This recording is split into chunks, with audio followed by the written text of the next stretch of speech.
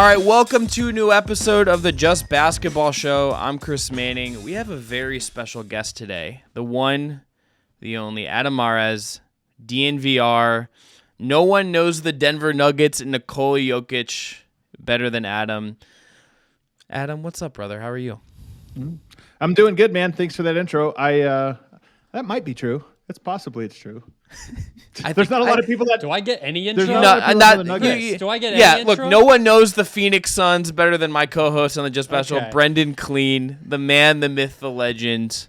Brendon, how are you? How are you? You, Chelsea? I was all ready to do a wave, to do some sort of something, and then it's just, no, Adam's great. Like, I'm happy to pump up the guest, but like, I'm not even here. Look, tunnel vision, I got excited. I don't think Adam and we've I think traded some DMs, but I have not talked to him since we talked at Summer League, the first year of COVID, which it feels about 90 years ago at this point. We're in weird times. So Brendon, my apologies. Congratulations to Chelsea Football Club. That is your win today, my friend. Your football team is one round down, 0 more to go. I think hundreds of millions of dollars lit on fire by Todd Bowley. Amazing stuff. Okay. Jam-packed show today. We're going to talk about the MVP race. We're going to talk about Pau Gasol getting his jersey retired, which is very cool. We'll talk about Ja a little bit. But we're going to start with Cavs Celtics. I don't know. Adam, I want to ask you this. Where are you at on the Cavs? Man, where I'm at is they're my favorite team of the East by a long shot. How is everyone more positive about the Cavs than me, the person who watches them all the time? I'm not. Because you're emotionally invested, and also because you watch them more closely. So you see I think when you're emotionally invested, you see the flaws more than you see the positives. This is my own personal experience, with the Nuggets, where I'm always more nervous about what they can't do than excited about what they can. But with the Cavs, I just love them because I think their backcourt is super fun. Mitchell and Garland are just fast, electric, can score in a variety of ways and just play a fun style. And then I'm the biggest Mobley fan. I love bigs that can do multiple things. Yeah. And I just love the way that he can play. And by the way, I love Jared Allen too. I think Jared Allen is one of the best personalities and one of the ultimate, just do your job guys. Yes. And he is just so content to do his job. So that's my team of the East. I love them. I don't know how good they are. I mean, I think they're really good. They have upset potential, but do they have finals potential? I don't buy that, but I don't care. Yeah, they're not there yet. So this game they play against Boston, they're not 3-1 against the Celtics on the year. Every win against Boston for them has come in overtime, which is kind of a weird little quirk. They're 7-0 in overtime as well, which don't know what to make of that. But they needed this. Probably nothing. They got asked questions about does this prepare for the playoffs? I'm just probably not. In my head, I was I kind of understand why you'd ask this, but I also just think that's probably not how this works. They needed this one, and the effort for this game for them was largely bad. Donovan Mitchell showed up, played really hard. It was great. Evan Mobley, that guy doesn't know not how to play hard. I'm also just head over heels in love with how good Evan Mobley is. But everyone else didn't play that hard. I think Garland included, Jared Allen included. Boston also really iced Jared Allen out of this game in a very interesting way that I think is worth kind of monitoring and keeping in the back of your head. They did that in the last one too. They were punishing him in that last game too. When they got him to kind of come out toward the perimeter, they were like, "Hey, Robert Williams, would you like a lob?" And he didn't even play in this game. But they've done that. They put two guards or a wing and a guard between him and the ball when he was in the dunker spot, and then they also just put Jaylen Brown on him. So the Cavs weren't gonna they're not gonna run the pick and roll to get the switch with Jaylen Brown. That's the opposite of why you do that. It was very interesting stuff from Joe Mazzulla to go there. But then they play really hard in the fourth. Lamar Stevens is the Kickstarter. This just feels like the opposite for the momentum of a team that is supposed to be ascending. The Knicks don't have these kind of playing hard issues. The 76ers don't have them right now. And I don't know how much of a red flag this is, but it feels like one to me a little bit. Even though they win, even though the net rating for them is great, the effort stuff is a little wonky to me at this point. Adam's shaking his head. I'm curious to see why. I think March basketball could be defined by uneven effort. And so I think a lot of people, I just see this is, I didn't watch this game, so I can't speak to the specifics of this. Did you at least see Grant Williams saying he's going to make both free throws and then he missed them? I did see that part for sure. I think everybody that follows basketball saw that one. That's the most viral moment of the year for good reason. But you do pick up on just like the narratives. Like when you talk to people around different teams, you pick up patterns that it's like, oh, everybody feels the same way. I'm concerned about the bench. I'm not sure about the effort night to night. And I think it's just the nature of being in this portion of the schedule that Denver played last week. They played Memphis in Memphis and lost by 25, 30 points. And it was like a zero effort. Nobody showed up. They played on national television the very next game. So you could tell it was like they were more focused on that one than the one before. And then they play Memphis a week later and in the fourth quarter just completely dominate them and look incredible. And it's like, do these games mean something? It's like, no, just they weren't up for that one. They were up for this one. And I think it's just so much more common than people realize in this point of the schedule. Brendon, what do you take away from Cavs Celtics? It felt to me a little bit like a game that kind of proved my theory on the Cavs that we were talking about the other day. Maybe the effort is somewhat of it, or I don't even want to paint that these guys who maybe were less so this game are always going to be that. But I guess my point is Donovan Mitchell tends to always feel like he at least can turn that on. I'm not going to sit here and tell you that every game Donovan Mitchell's ever played, he came out with heavy energy. Like, I don't know that. I mean, he did in the playoffs last year. We know that. Like, yeah. Did anybody in Utah? No. Yeah, I think that was a group of zombies that were rolling a ball out every night in that one. But to me, Mitchell, it just feels like he's going to be that guy. And I guess that's kind of to the point we were talking about the other day, right? Of like, you were telling me they're not as reliant on Mitchell as I seem to think they are, and we were going back and forth. I just think when a game is hard for this team, whether it's effort, whether it's scheme, whether it's whatever, he's going to have to be that guy. It works all the time, like we talked about also. It's not even always a negative, but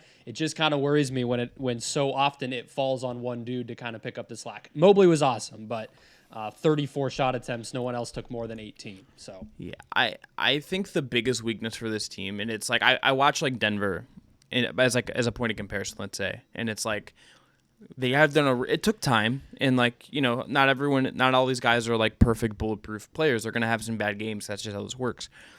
But like Cleveland's depth, like beyond like 4, is just like very in a weird spot at this moment too. Like I like Okoro. They got great minutes from Lamar Stevens, who just will show up and play hard.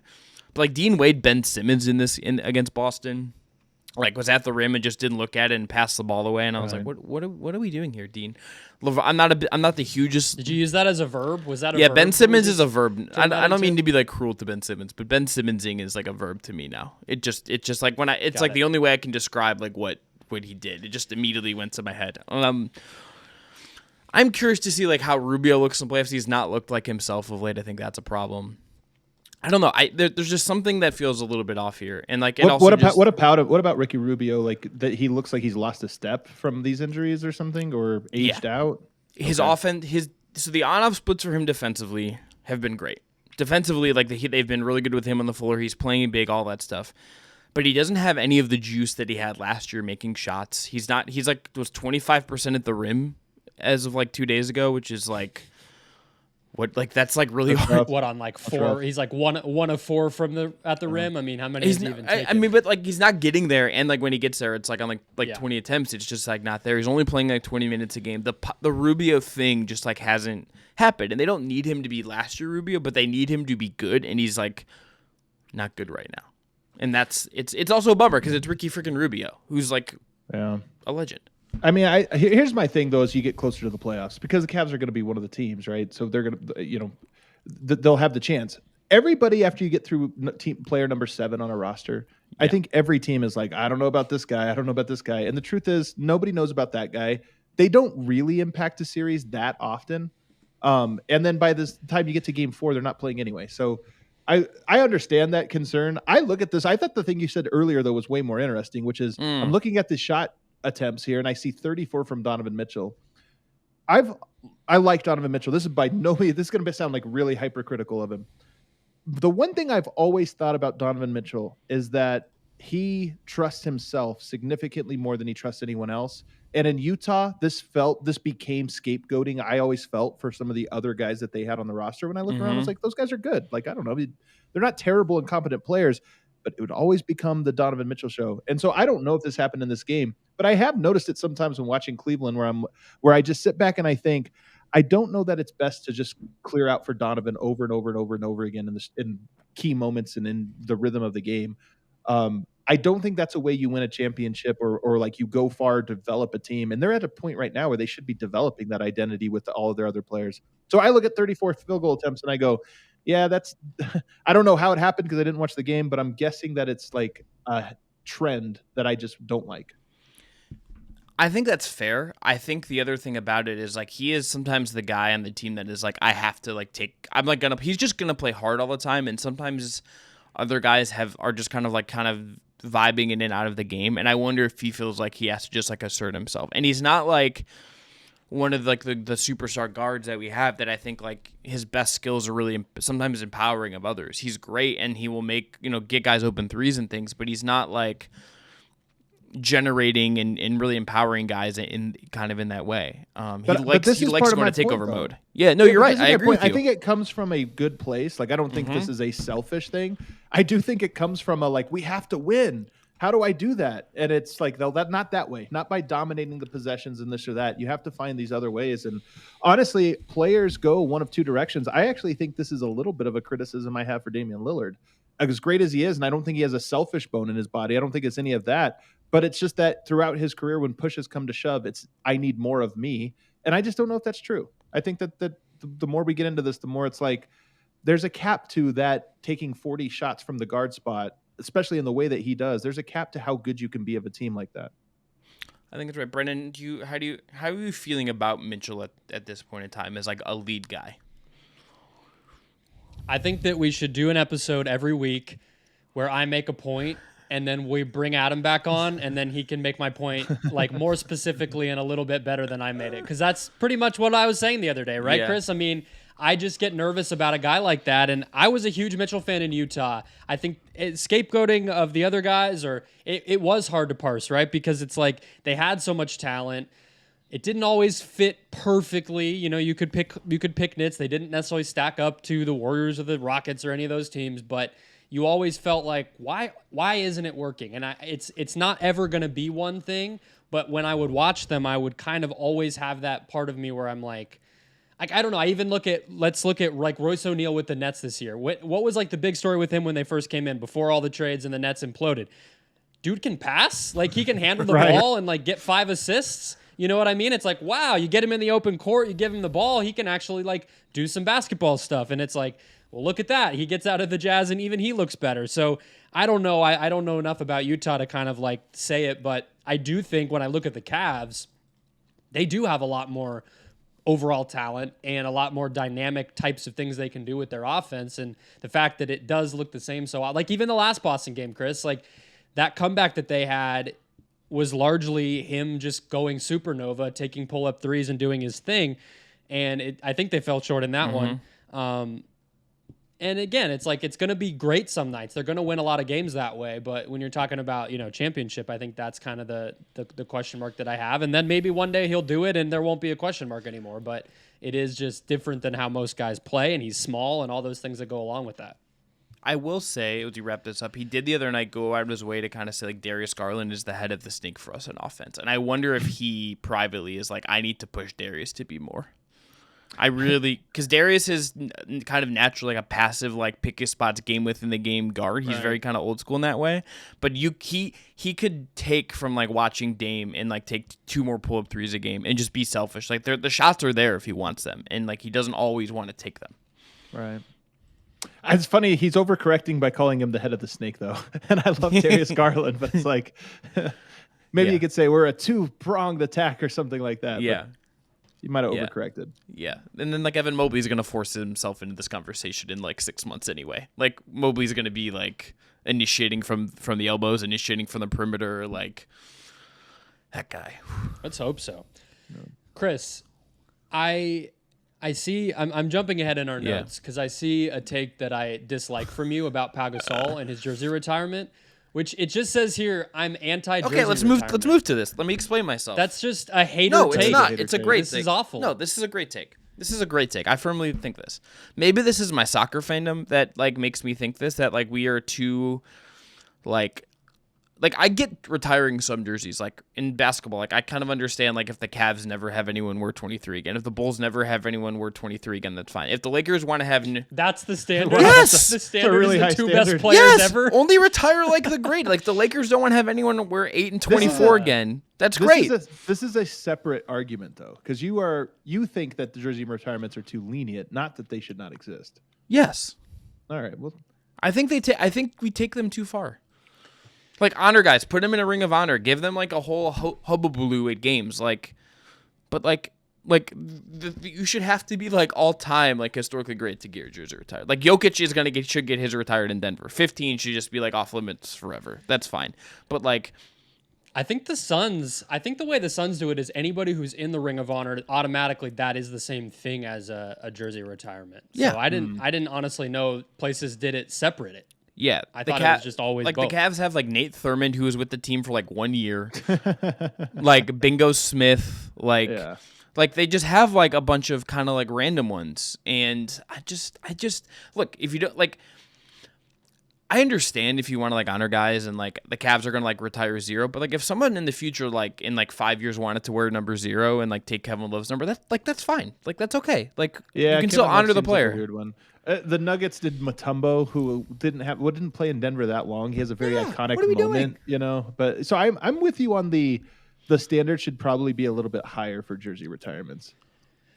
Brendon's like the Suns have well the trickiest one with the Suns is Barkley, and it's kind of like he probably deserves it because he was the best player on a finals team, but he only played here for 4 years. That's always the tricky thing with Barkley and Phoenix. It's kind of the team he's maybe the most associated with because he won an MVP, but he really wasn't here. Yeah, but I still think, and he lives here now. If you tell me Charles Barkley, I just think Phoenix Suns. So to me, I do too. It works. It's funny. I think he was in Philly the longest, to be honest with you. But it was also the era where like basketball really took off as this like cultural relic outside of the Lakers and Celtics in the 80s. In the 90s is when it took off, and that's when he was in Phoenix. Like okay, Brendon, let's say Kevin Durant like wins a title for the Phoenix Suns this year or next year, right?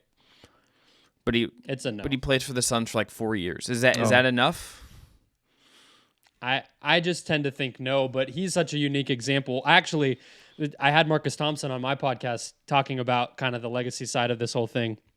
Just what it means for KD and kind of where he's at in his career. He told me he could see Durant getting his jersey retired in every city he's played in. Probably not. I don't think Brooklyn was what we agreed on. But the other three places having your jersey retired is a very modern NBA type of thing to have happen to you. I mean, LeBron will probably have that, right? But that's kind of funny. We're probably going to get more weirdness, Chris. So I'm sorry for your feelings, but it's just going to get wonky, right? Yes, but I will say I am very happy that Pau Gasol is getting this moment and like getting this thing, and it clearly means a lot to him. Like if you read the quotes in the Dave McMenamin piece that went up on ESPN on Monday, the quote is like, quote, just trying to be a little by little take it in and just digest and comprehend that my jersey will be up there with those great, amazing players and names of history of our game. And obviously being next to Kobe, seeing his name still emotional. And I know that's going to be the triggering point for me. So those two factors together are just a tough cocktail. We should I think like all sports should like do a better job of like honoring guys like this though. Like so like almost like retiring their jerseys might be a good way to do that, Chris. Ring of Honor, bring them out, do a bobblehead, like play a bunch of highlight reels, like okay. So if you're like let's say in Phoenix in like 10 years, we win a title, you know, like pick like a role guy who is like a really big deal on those teams, a fan favorite. Bring them back, do like a whole night with them, like give them courtside seats, do that stuff. If the Nuggets win the title this year, in like 6 years, bring back Vlatko and like have him like get a courtside seats and like party if he's not still on the team, or like bring back Uncle Jeff Green and like give him like a night at the arena and celebrate him in that way. But you don't need to retire his jersey to do it, but you can still inform people about what these guys were and like how cool they were in these moments and what they accomplished for these franchises. That's just where I'm at. Do you think Phil Jackson will show up for this? I have no idea. What is Phil Jackson even doing now? I think he will. How could he not? He has to. I mean, he was the coach.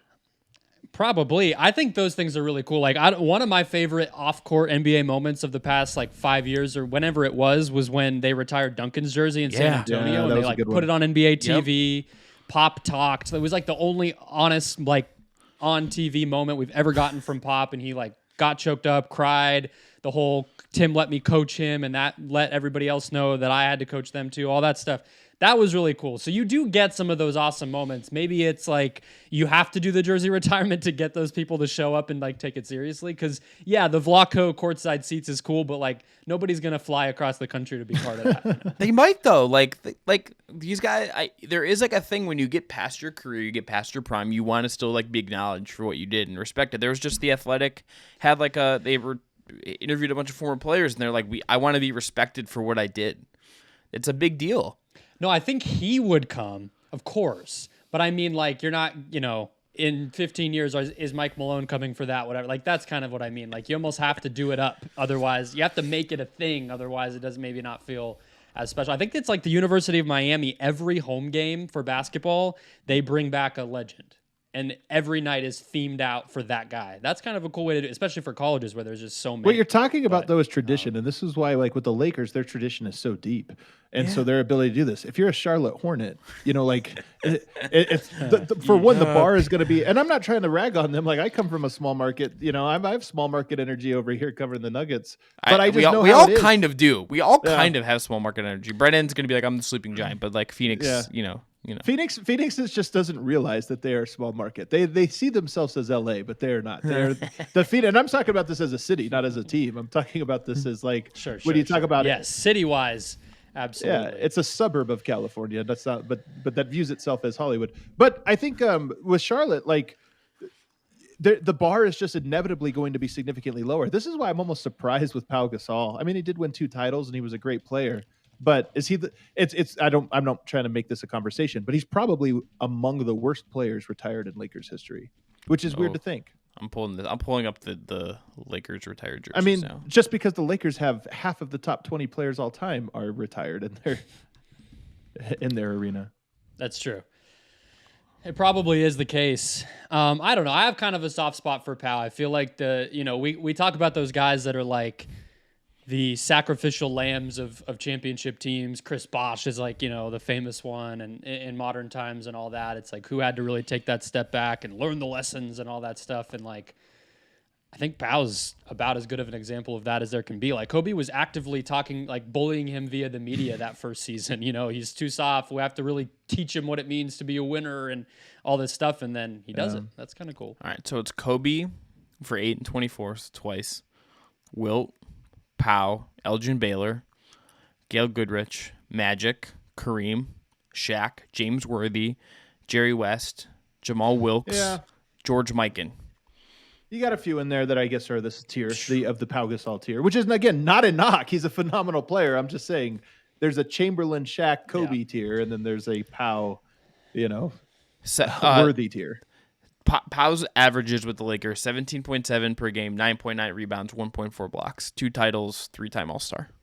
Those last parts are the ones that matter, though. The title in for the Lakers. I bet you he's Nuggets also win a title. I'm retiring 5 jerseys. I might get 6. I might get somebody off the bench. I'm putting them up there.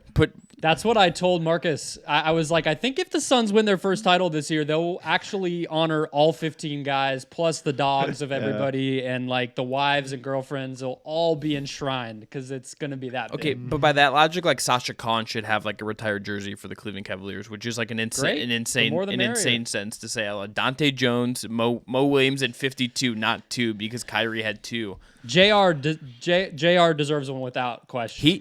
They just mended fences with JR, so like I would be okay with that. They were not it was not great there for a little bit between those two, which is a real bummer. Okay, big meat of discussion of today. MVP race. Here's the odds from BetMGM. Adam, we're gonna try to do this in a way that is not like gonna kill you because it's gonna kill me, I promise. Okay, BetMGM odds. Jokic at -400, Embiid at +650, Giannis at +650, Tatum at +3,000, Luka at +4,000. I would not be surprised if any one of those top 3 won it, but this definitely feels like Jokic's award to lose. I don't have any problem with that. I don't. He's incredible. This is the best. That's an insane but take, they're the best team in the league. He's the best player in that team. He's an offense upon himself. They're all really good, but he's like all the analytics really seem to favor Jokic. I'll get ahead of this. Here's because there's all these conversations that I think are not interesting about the MVP that have unfortunately taken over it. Like the one that happened on First Take let's today? talk about like the race stuff and some of these other offshoots of it, or even just the legacy of like, how could we give it when he's never done this? I think those things are also like, if that's the standard, then we got to adjust everything. But whatever. The thing I'll say that's most uncomfortable for me in thinking about Jokic as a 3-time MVP is that what makes Jokic great is his ability to create chemistry with others. And so this is an individual award that is talking about his greatness as a collaborator, which to me is like two things that don't make sense. I mean, I always say this. Jokic and Murray have the best chemistry of any two players in the NBA. Does not say they're most talented, but they just have the most chemistry. Like their ability, their synergy, their ability to read each other. It's unmatched. Him and Aaron Gordon have a similar chemistry relative to their usage. Like they don't run as many 2-man actions, but when they do, they know exactly how to read each other. They can do these things blindfolded. KCP comes to Denver. His first year, he has a career year in every category. Not a coincidence. And then you have Michael Porter, who is this real story of the Nuggets this year, has been that Michael Porter has been this like young, hasn't been able to put it together. Seems like he doesn't get basketball. He has so much to learn. And this is the year where he's finally like bought in and has become a part of a team. So for me, Jokic's greatness is his ability to collaborate. And that's why it's just weird to give him an individual award. Even if I think he could deserve it, it almost takes away from what actually makes him special. I have never heard anyone say it that way. And that's perfect. I think that's perfect. The ultimate team player. So to give him an individual award is like inherently missing the point in some ways. It is hilarious to me as this year it's gotten even bigger and wilder and more obnoxious, the debate around it, to have that all happening around a player who might care less about all of that than anyone who could be in his position. Like that's the funny dichotomy of it to me is like, you will not hear him chime in on anything Perk has to say about the MVP race. You know what I mean? It's just this funny collision. The way that I wanted to put it to you though, Adam, as like just a basketball fan, separating yourself from the Denver side of it as much as you can, I do think it's fine and fair to kind of look back at anybody who wins 3 straight MVPs or 3 MVPs period and try to contextualize what that means or what that tells us about the NBA. What would your takeaway as a Hoops fan, as an NBA fan, be looking back on this era where Jokic did this, considering everything that went into it, his seasons, the seasons of other players, the team success, the lack thereof, all of that? How would you sort of like summarize or contextualize that in the history of the league and kind of the big picture? I mean, I think there's a whirlwind of so many things that create the perfect, like, I don't know if I can cuss on this, the perfect storm of terrible things. No, you can cuss. The perfect shitstorm is what's come together. Look, first of all, let me say, I watch Jokic every day. He amazes me. There's times when I sit there and I go, how many players have I truly seen that are better than him? I'm not saying that this is where I land, but I'm saying there's a lot of times where I watch him where I'm like, he just does stuff that nobody else can do when you factor in the touch, the passing, the endurance. It gets underrated, but how much this guy can play without – there's very few players that take on as much of an offensive and defensive load at the exact same time as he does, and he somehow has the stamina for it. Like all the different things that he does are so amazing. But if we contextualize it, it's very rare for a player to lose this co-star at the very end of the season. Like, so that first year, I don't think they would have lost in the second round in a sweep had they had their full complement of players. Maybe they would have lost in some capacity, but they wouldn't have looked helpless the way that they did. The second year, obviously going through not just with one co-star down, but a second co-star also down. It's another one of those areas where you can contextualize and say, is it a surprise that he didn't have the team success? Absolutely not. It was predicted. Like that's exactly what everybody thought. And then the third rail of all of this is that the last 2 years have been the COVID years, the post-COVID years, meaning you delayed the season, you went into a bubble, you had a short off season, and you had the load management, which was already peaking. So these last 2 years where he won an MVP, some of it was because the contenders bowed out. They just decided not to go for it those years because they were either injured or because they only had 8 weeks off for the offseason and they had to come back and play a bunch of games. Nikola was able to do it. Other guys didn't even try. So there were special circumstances. I don't think that there's anything nefarious about that. And I don't think that and if people do think they have to like factor in historical precedent, fine. There's no criteria for MVP. If that's your criteria, by all means, go for it. But to me, I think that there are all these special circumstances that have led to it, and people don't acknowledge that. They just jump to, oh, well, it must be because of this. It must be because of that. It's actually probably because of these random factors that will never happen again. You get to this year, too, and it's like now the team is hitting this really, really high level. Yep. And like they are a better basketball team than, let's say, like Embiid directly. Like they just are. Like they are better than Philly. Bucks are kind of ascending, and maybe that changes things just in how good Giannis is. And I think the respect that a lot of people in the league and in media like have for Giannis, maybe that changes the conversation. But like Denver has been the best of those teams from pillar to where we are right now in the season, and that matters. Like if you're splitting hairs among all these great players, and the high level talent has arguably never been higher. Like there are just an insane amount of really, really good players in the league right now. I think like that also just matters. Like the stuff you mentioned, I think the last couple of years is exactly correct. I think also this year, the fact that the Nuggets are as good as they are, right, like it only bolsters the case for Jokic. And like no team has like good answers for him. Like we've seen some teams have some success with defensive game plans and like do the hey, we're gonna put Draymond or have we though? Have we seen success? But like not like sustained real success, but like success if you're defining it in like, did we make Jokic slightly annoyed in this one game? And then that answer is But yes. here's my thing about Jokic over the last, like, especially this year, is that teams have tried all of those things and it hasn't mattered. It hasn't made a difference. Now, maybe it will in the playoffs. We'll find out. But last year, the Warriors had the number one defense in all the NBA. Denver had a 118 offensive rating in the playoffs there. They couldn't stop them, of course. That was their problem. Yeah. But this is my point, is when people talk about this as like ups and downs and this or that, I watch it and I go, no team has actually stopped Denver. They've had nights where they've missed a few shots, but even then their offense has hummed. But no team has actually made them work. They just end up adjusting and solving it. And that's part of what makes him such a unique player. Again, I'm not trying to say what this will be for postseason success. Another one, I'll throw this one at you guys because I'm genuinely curious. This is like a half-baked idea, but it's something I think about. A lot of people say, defense is half the game. And I always wonder, is it? If you came down and scored every single time but once in a game, if both teams you scored 98% of the times you played, would we say defense is half the game?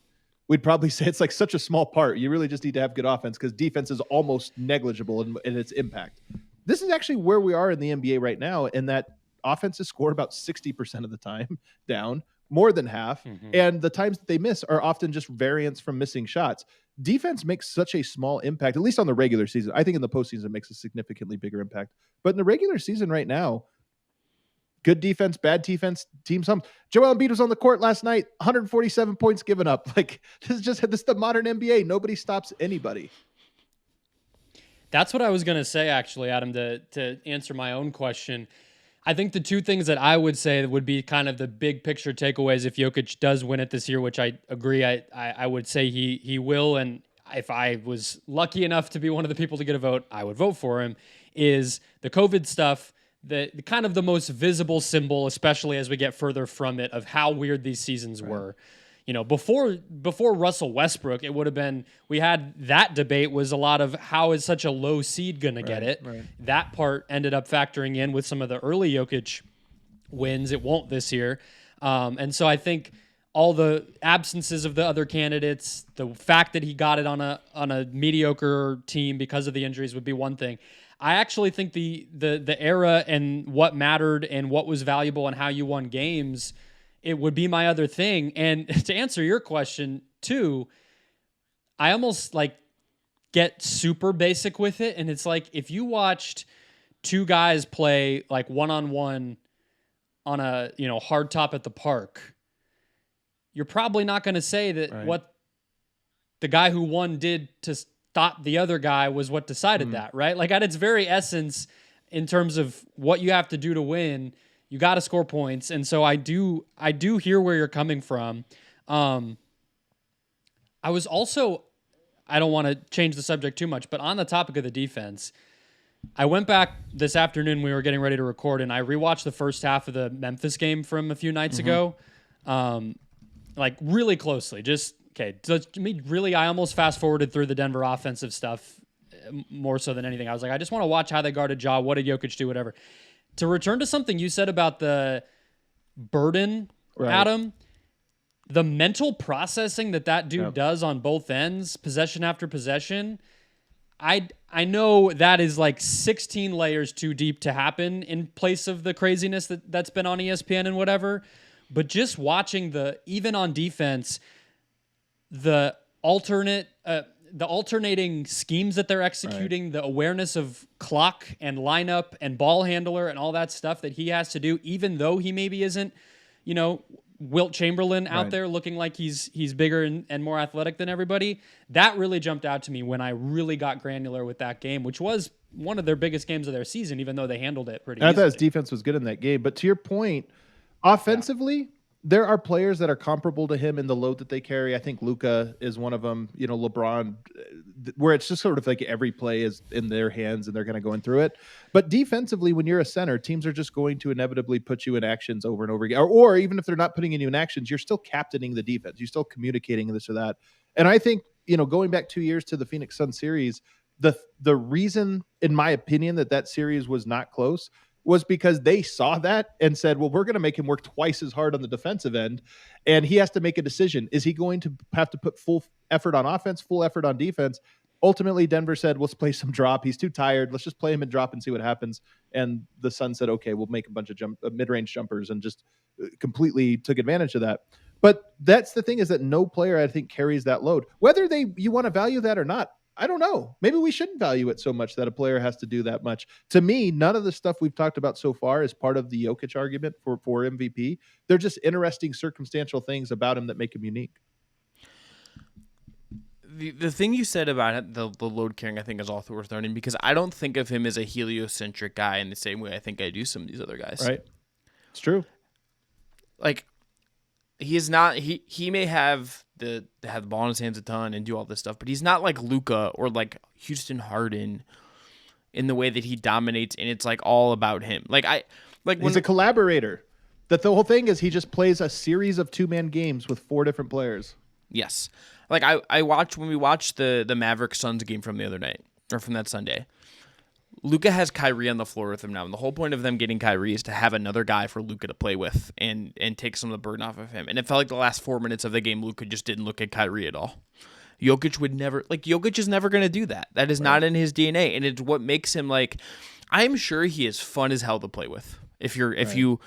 I'm not. You don't think he's fun to play with? I'm not. Oh, I think he's yeah, I think that's Brendon. You're crazy. I don't think he's. You're crazy for this. I mean, he's more fun to play with than somebody significantly less talented than him. But when I'm comparing him to his counterparts at the very top of the league, I do feel like there's a lot of standing around. Oh my God. This is actually, I think, a wrong take. And by the way, his players talk about this. Like Reggie Jackson just did a presser yesterday about coming into Denver and how different it is than any other place he's been. Jeff Green, same thing, has been in like all these different circumstances with all these different teams. And it's the one place. Wait, I was talking about Luka. Oh, you're talking about Luka. Yeah, I thought you were also talking about. I agree about Luka. I was talking about Jokic, and I thought, we got some cross wires there. No. Oh, okay. Sorry, when you said I'm sure he's fun to play with, when you were talking about the Suns-Mavs game, and you said Luka just didn't look at Kyrie. Yeah, I was talking. I meant Jokic. Yeah, I meant Jokic is really fun to play with. I did not mean that Luka's fun to play with. I absolutely agree. That's why I was so. Of course, I was gonna catch a flight to Denver, pick up Adam, get a rental car, and come to Phoenix and kick the crap out of you, Brendon. That's a long drive. When you guys were responding, I was like, "Is this a crazy take?" No. Like we've all been talking about this. Luka is just kind of pounds the air out of the ball and gets to the free throw line. I don't know what you guys are talking about. You're right about Luka. We're on the same page. You're right about Luka for sure. Luka is like. I didn't think Harden was fun to play with either in this heliocentric thing. They're very similar. And I also just don't buy that kind of basketball and like when you're not empowering the guys around you, or really I think there's 2 ways it can go. You can be like Jokic or LeBron in that you really empower a lot of guys around you. And there's certain times I don't think LeBron is this way though. I think he's LeBron this way. He's not closer to Luka and Harden. He's gotten more like Luka and Harden as he's gotten older. Okay. I think what he did with some of the stuff in Cleveland, and I think peak LeBron and making the right play. But I think he's drifted in a bad way and leaned into some of this more. And it hasn't gone well. In Miami, they at least push the pace. Right. Yeah. Yep. You know, that's the thing about Luka and Harden that makes it especially unfun is you're gonna have 90 possessions a game. You know, you're not even gonna run. And that's at least like going to give you a chance to get open for a dunk or like get up and down and feel like you're playing a sport, which sometimes it doesn't with and those the pace, like when like you get like a guy with a full head of steam and all of these guys are brilliant passers when they want to be, it just opens up more opportunities and like it's more organic for them to stop like putting the ball between their legs 9 times. Instead, they're finding and going. Or there's like the empowerment side, or there's like I think the Durant side, which is Durant's superpower, which is the fact that he is like probably the most like I will slide in and like acquiesce to these other really good players and I don't suffer for it. And like there's very few guys like that, but like that's what makes the Phoenix thing I think maybe work right away is that like he can slide in and it's like, oh, I can play with Devin Booker. Like I can just do this and it's not a problem. That is like there are very few guys like that, but like those are the 2 templates of guys I would be looking at is like, can this guy be the best guy on the team that can win a title? I think. Where is Embiid in this discussion? Like, do we think Embiid's fun to play with and helpful in that way? Adam, I want to let you guys take this one before I chime in. No, the smirk tells me you have a take, and I don't know if I don't know how I feel. I think the reason that I would lean toward questioning that is less so even about the style that he plays, because I actually think he's adjusted a bit to Harden too in a positive direction this year. Not in a huge way, but even the way he goes about getting some of his jumpers, the way he goes about, you know, the shots that he does take, it's a little different. It feels like you can see him adjusting to Harden more so. I would say more than anything, it's the energy and the temperament that I watch him play with. Like I will never forget this game that I watched in early November. It's the game when Chris Paul got hurt this season, and the Sixers beat the Suns, and I like just dug into the Suns because of how awful the attitude and energy was from the Sixers, the fact that they still lost to that team. And Embiid, like all he did was get to the free throw line. He just took like 20 free throws, and that pretty much ended up being the difference in the game. They didn't make a lot of shots on their end either, but the Suns just could not do anything, and it seemed like Philly didn't even want to win the game. And that vibe comes off to me a lot when I watch them. So I would say that would be maybe the bummer about playing with Embiid more so than like he hogs the ball or anything like that. I think it's a little bit though is the versatility because, you know, he does take up an enormous amount of space, and his spacing as a perimeter player is mostly about shooting. It's not necessarily about pick and roll or dribble handoff or those type of collaborative options. So that's the only reason I think that it's a little bit more. I mean, the thing about Jokic that I think is really, you were talking about KD being a plug and play player. Jokic only has about 3 or 4 players he's ever been a negative with. You know, when you do like 2-man on-offs, it's like Manuel Mudiay, Trey Lyles, and maybe there's 1 or 2 other players throughout the 8 years he's been in the league. And I think that's one of the things about him is that it's just like whatever your talents are, you adjust to it. Whereas I think with Embiid, he needs to be inside. He needs to be diving towards the basket. And if he is spacing the court, it's more as like a shooter or this or that. So I don't think it's like unfun to play with him. He's a dominant player. But I do think that there are players that would be like, I don't know what I do here. I want to end on this, guys. Jokic, as we hit, is the betting favorite for MVP. He's been, you know, the Tim Bontem's like straw poll has had him really far ahead, obviously. Nuggets, by the way, play Milwaukee and Philadelphia again. All 3 of those teams play each other one more time. So good job, NBA. Never underestimate the late narrative. Like, I think Embiid putting up 47 against the Nuggets and on Jokic in particular in that fourth quarter, you know, probably didn't move the lines well enough. I think part of that was Philadelphia kind of collapsed right after that. They had that game and then they dropped a bunch in a row. And then they got really good again, and like have been really very, very good since. Some of this is honestly, it's not fair, but it's just human psychology. Having the statement moments at the right time matter. And all of those guys will have a chance to have statement moments at the last 2 weeks of the season when they go up against each other. And I think that they will hold an irrational amount of weight. And I think it's good. They should. I think some of the calculus people make is how did they go up against each other? What did they look like? So if someone that isn't Nikola Jokic wins MVP, who are you throwing out? I think for me there's 3 candidates. It is Giannis, It's Embiid and it's Jokic. Those are the three. And if I was going to pick one that I think could win it, I think I would go Giannis. I agree with that. I think that here's what it is, and I've been talking to people about this. I think people are really bad at making cases for their player. And I'm dead serious about that. If it's Jokic, here's your argument. He's averaging a triple-double. They have not lost a single game when he's had a triple-double. They're 25-0 when he has a triple-double. They have the number one offense in the history of the NBA. They actually have the number two offense right now, but to Sacramento. But both of those teams have the best offense we've ever seen.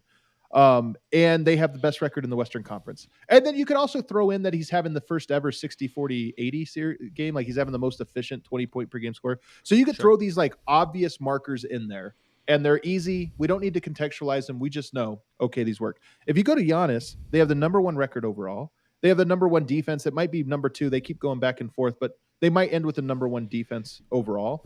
And then he's averaging 30 something points a game. And it's easy. You don't need to put in all this other context. You just need to see he's one of the best defensive players in the NBA on the best defensive team, best record, and he's averaging 30 a game. And they did all of that with Middleton missing 50 games or whatever it was to start the year.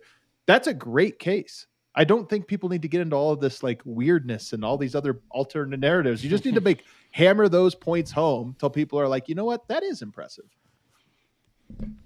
I think the Bucks will have more to play for down the stretch, like late into the season, if they care about the one seed. If I said the Bucks win 60 games and the Nuggets win 57, does that matter? Like, I don't know if it does. It might. Again, I think people want to give it to Jokic less than people realize. Like even the voters right now, I think there's like this media talking head pushback to the voters, as in like they just want to give it. I actually think they don't want to give it to him, and they're trying to. And so if you have a 3-game gap, that's big enough that you can talk yourself into it being meaningful. We also just are in the dumbest. Adam, I think to your point about like people making bad cases, we are in the dumbest point of the NBA like MVP debate where like we are getting now like the full clip in the thing made much more sense than like the thing that went around on social media, which is like often very true. I want to like say that I was texting with for the program Eric Garcia Gunderson about this, and he was like, I watched the clip, and I'm just like, Eric, bless your heart for doing that, and then I watched it myself, but. We're in the point where like I don't think any of the debates you hear when like you like throw in like a pregame show or like throw in a debate show they don't make any sense. And like then people are now co-opting them to make points that like JJ Redick is not even making. Right. Like we have lost the sauce. Like we have lost the point of all of this. But I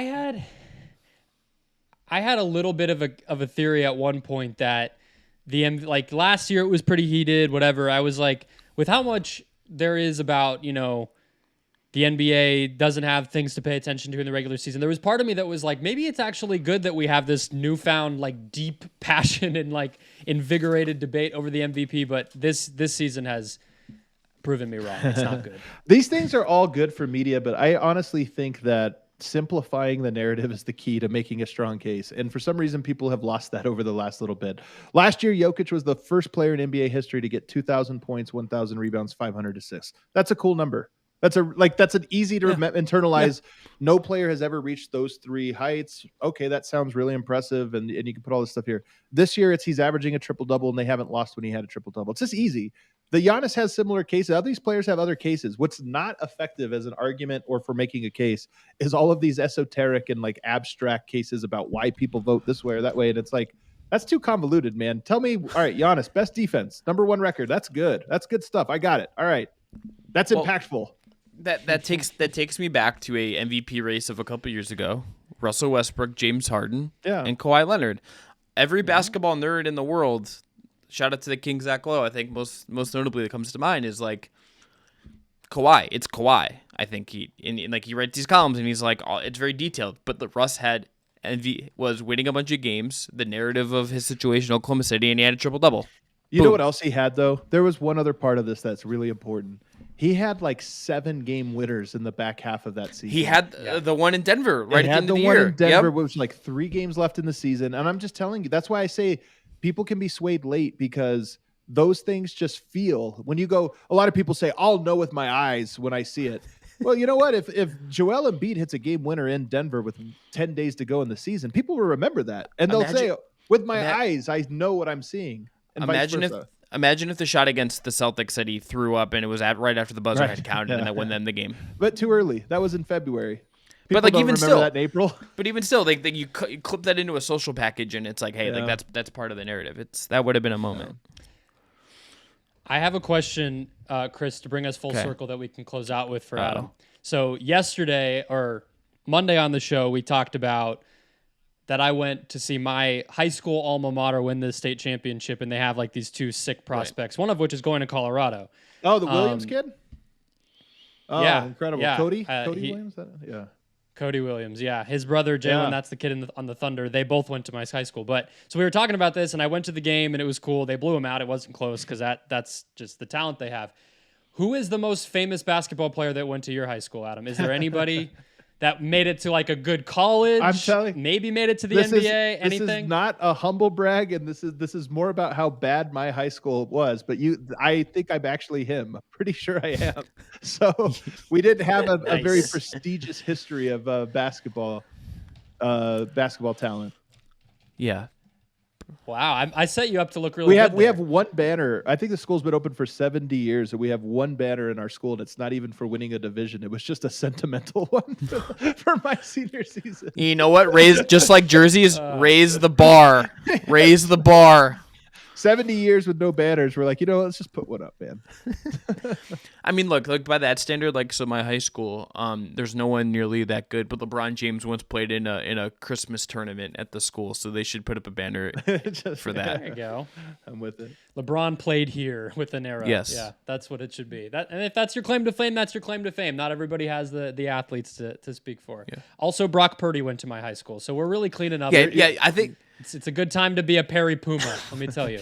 I feel like you're just trying to you're just deep in your high school bag right now, Brendon. I respect it because you're just it's the middle of nowhere. Hey, it's just been 4 months of random dudes. I told you yesterday when we were talking about it, my high school is nothing. It's a public school out in the sticks, and for some reason, all of a sudden, we're a breeding ground for these elite athletes on awesome teams. I'm gonna take it. That's awesome.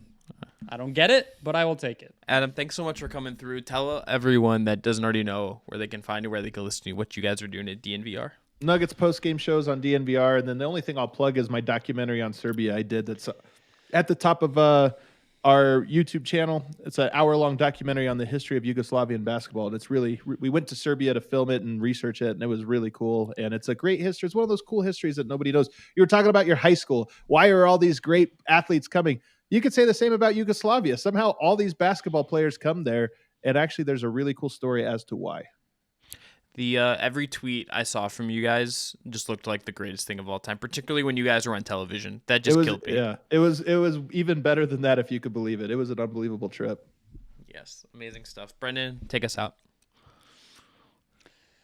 Oh, thank you. Yeah, I messed up at the beginning, and I want to pay homage to you, my guy. Everybody follow us on social media wherever you are. We are Twitter, TikTok, Facebook, Instagram. Thanks to Jake Stevens and Dylan Heiser for producing. The team is getting bigger here at Just Basketball, and we'll talk to you guys next week.